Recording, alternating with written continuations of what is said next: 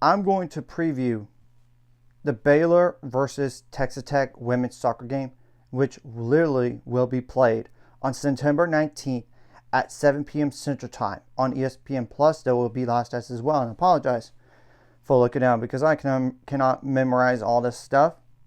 And Baylor is coming off of a win against Abilene Christian University, aka ACU, 2-0. Thus, Baylor is 5-0-2 on the season. This is the best start in the Michelle Leonard era as head coach at Baylor University. And I'm not going to go over the RPI stuff right now in terms of the number, but it's a good number. Just to get that out of the way. And Texas Tech on here is 6-1. They're coming off a win against Utah State. It was 2-1. And by the way, the Baylor versus Texas Tech game is the only game for both of these teams for this week. I mean, there's no Sunday game, just Thursday or Friday. That's it. And Texas Tech on the year is 6-1. The only loss was to San Francisco, but the game was at San Francisco. It was 2-0. The wins include San Diego State on the road, 4-0. 4-1 against Youngstown State, 2-1 against Santa Clara, 2-0 against SMU, 2-0 against New Mexico State on the road, and Utah State at home 2-1. And before I go over the stats from last year, for this current year, I'll go like the formation in terms of like how many defenders, how many midfielders, how many forwards have they used at once.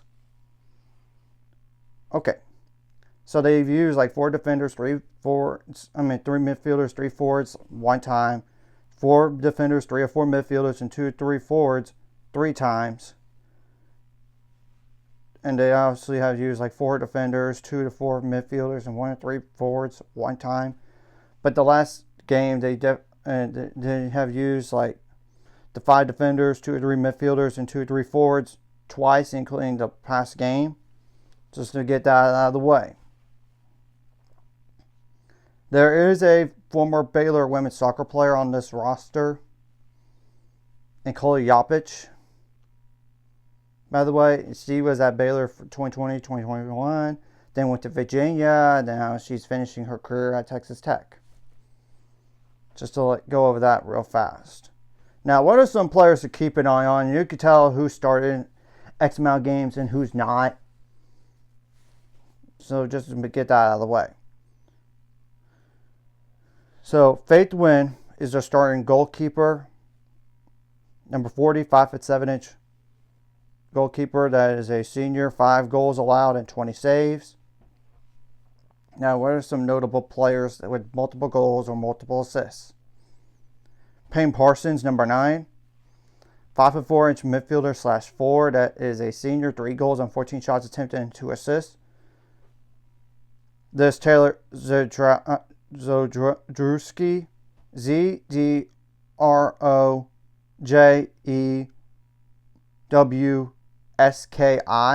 number 16, 5'10" forward. That is a junior. 7 goals on 29 shots attempted and 2 assists. That's the leading goal scorer for the year, by the way. There's obviously like Molly Skurczynski, Skurczenski, number 21, 5'8" defender as a senior. 4 shots attempted and 2 assists. There's Macy Blackburn, number 23, 5'7" defender as a senior. She only has like 1 goal and 13 shots attempted. However, she has 8 assists. Yeah, that's definitely a key player right there. There's Nikola Jopic, like I mentioned, but I don't know if she's been the health status for Texas Tech going this game. Because I know she's been having the same stats for the last few games here, so I don't know the injury it is or what. Number 32, 5'6" midfielder as a senior, 3 shots attempted and 2 assists.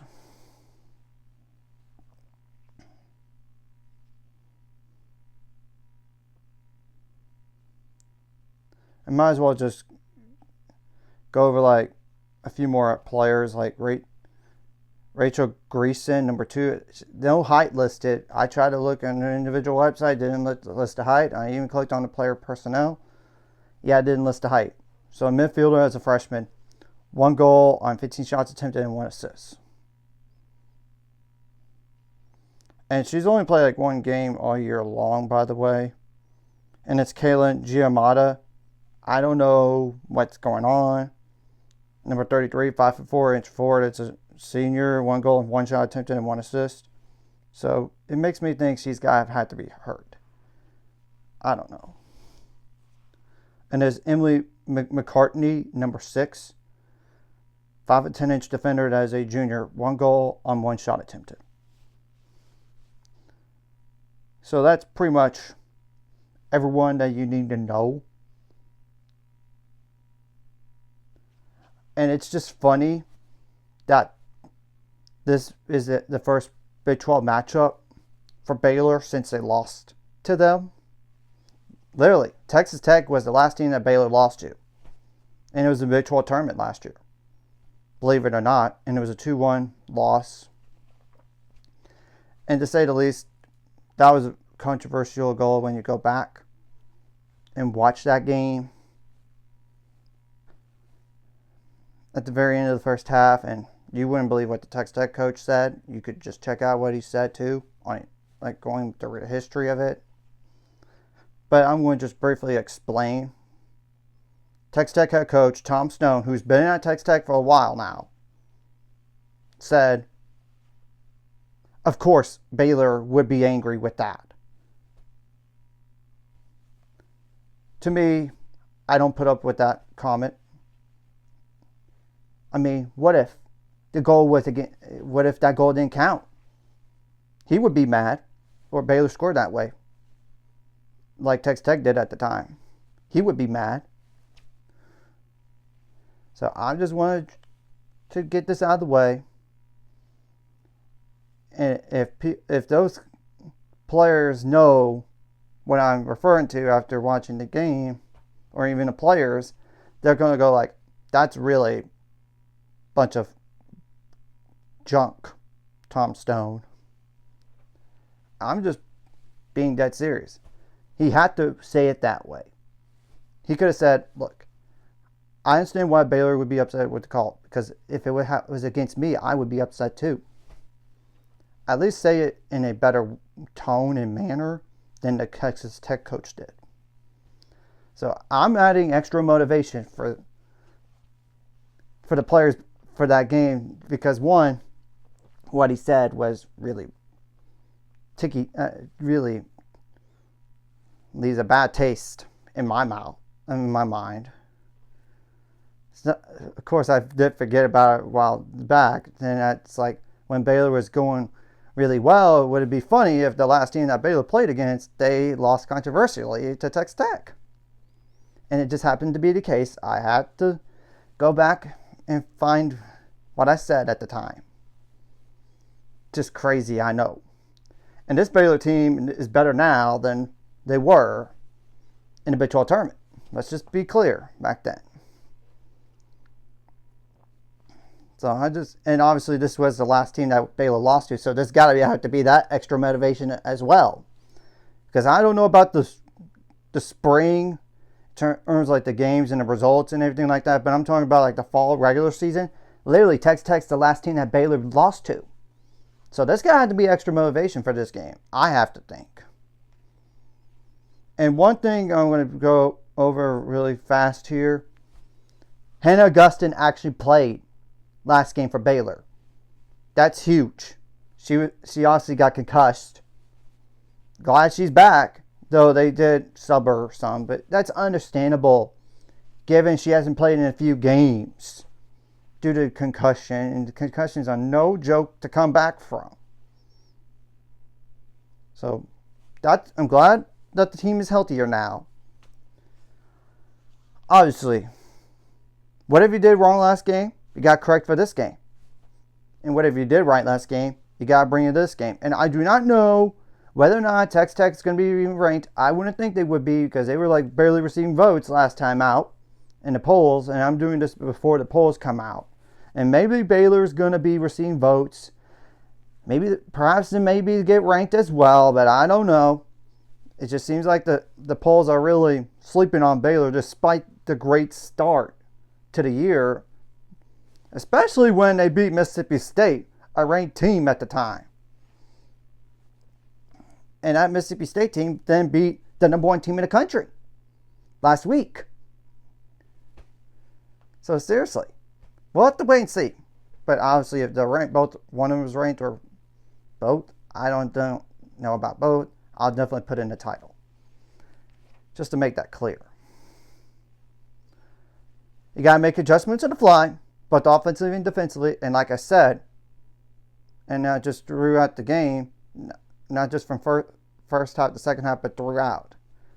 And if you face adversity, you got to be mentally tough and move on to the next play. Now, I know there might be some questionable officiating in this game, like it was back in the Big 12 tournament game against Texas Tech last time. And I'm not saying that's the only reason why Baylor lost that game, by the way. I'm not saying that. It was more like the first goal they did give up in that game against Texas Tech the first time in the Big 12 tournament that really hurt them down the road.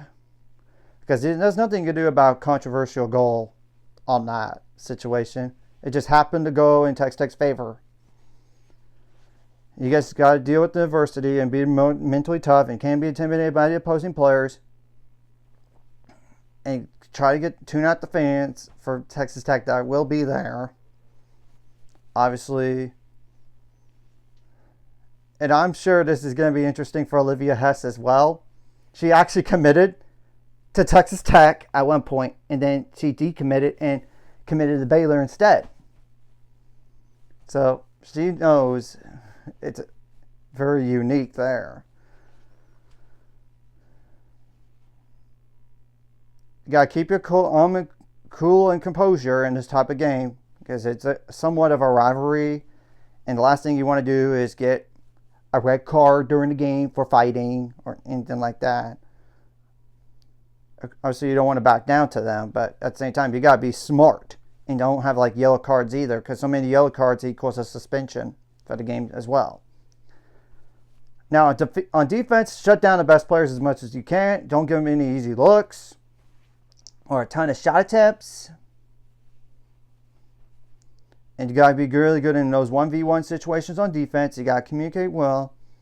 You got to be good on your corner kick defense and free kick defense. And hopefully there's no fouls in the box or handballs in the box because that is obviously a penalty kick and anything.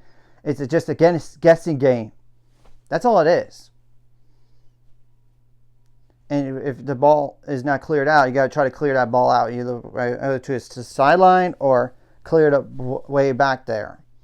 And make them turn the ball over in their own scoring end. And don't give them so many chances at your end. And you got to try to start counterattacks if you get the ball in there and they're trying to score on you and they turn the ball over.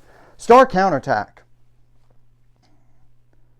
You got to win the first ball and the second ball in the air or on the ground. Doesn't really matter. You got to be really good on your set piece offense. And as in sometimes the easiest way to score is through a corner kick sometimes. Getting a head on it or a volley on it or straight up kick on it. Get the ball to the ground and straight kick it. You got to have your best players step up in this type of game as well as your role players and your bench players. Because they do make a difference in games sometimes. I'm dead serious. Obviously, if there's a handball or a foul in the box, you got to take advantage of the PK just like you did last game. You got to do that. And I'm not counting on referees saying, hey, that's a foul in the box or handball in the box. But if they do call it, get that, take advantage of it. And obviously, if there's a red card on them, on Texas Tech, 10 versus 11, you got to do a little bit better than you did when you had Denver play you in a neutral site game. And this is a gettable game at home. We're playing really good ball right now. And let's keep the momentum going. And I know Texas Tech's really good in all in terms of record, but their RPI, when you look at it, it's not that as good. It's in the lower 40s. So in order to help your chances for the NCAA tournament, this would be a really good resume boosting win for both of these teams. And now the last thing you want to do is have a tie, because at the end of the day, if you want to be in a Big 12 tournament, which I know is literally game number 1, folks, but it's only for the top 8 seeds, top 8 teams this year for the Big 12 tournament, which will be played at TCU for the quarterfinals, the semifinals, the championship is played at Baylor. So my point is, this is a critical game, and this is an exact revenge spot when I see one for Baylor. 1, Baylor's playing really good ball right now, and 2, they got to be motivated after last year's loss to Texas Tech and the way that it happened during that game. So, and let's give out our best effort, and that's all I could ask. And do not back down at home. Don't let them push us around. Dictate the pace of the game. Make them on the defense. And get them rattled. And if you have a lead, protect it. If you're down, try to tie it. So, and obviously, you don't need to try to get 2. If you're down 2 goals instead of 1, don't try to get 2 goals with one tough shot. You just got to think about getting some good time to score and have good ball movement as well. You got to have your defender step up, especially against the best players offensively. So let's go out there and give our best shot. And this is a capable team right here for making the NCAAs for Baylor this year. Texas Tech may be the same, I know. But this is a prime opportunity for both of these teams. And it's important anyway for Baylor to try to protect home field, especially during Big 12 play. So anyways, if you like this content, hit the like, subscribe button. See you guys later on the road to 800 subscribers. Of course, those are my goals. 1,000 more, so my money. Of course, like video, comment video really helps YouTube algorithm. Some more people see it. Sharing the video does help as well. Some more people could watch. And if you're watching and not subscribed, hit subscribe button for the notification bell as well.